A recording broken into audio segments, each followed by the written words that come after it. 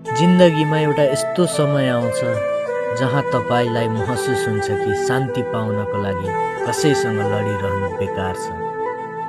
हामीलाई सधैँ आफ्नो अडान लिन, जवाफ माग्न वा इँटाको जवाफ पत्थरले दिन सिकाइन्छ। तर सबैभन्दा ठुलो शक्ति के हो थाहा छ? चुपचाप त्यहाँबाट निस्किनु, बिना कुनै आवाज।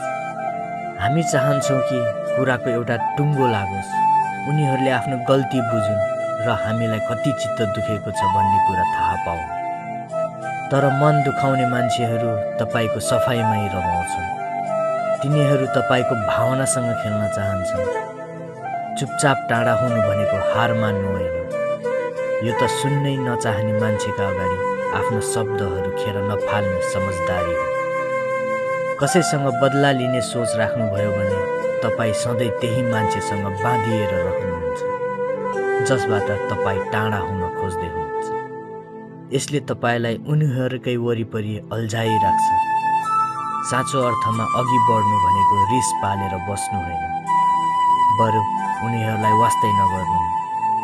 तपाईले उनीहरूलाई नराम्रो देखाउनु पर्दैन, बहस जित्नु पर्दैन र अन्तिममा केही भनिरहनु पनि पर्दैन।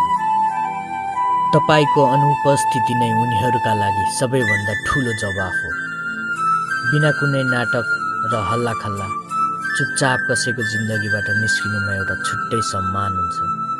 कुनै ठुलो घोषणा गरिरहनु पर्दैन, बस आफ्नो मनमा एउटा बलियो रेखा कोर्नुहोस्, ढोका बन्द गर्नुहोस् र आफ्नो सुन्दर भविष्यतर्फ अगाडि बढ्नुहोस्। किनभने सबैभन्दा ठुलो बदला उनीहरूलाई दुखी बनाउनु होइन, बरु आफ्नो जिन्दगीलाई यति धेरै सुखी र शान्तिले भर्नु हो जहाँ तपाई पछाडि फर्केर हेर्न नै बिर्सिनुहुन्छ।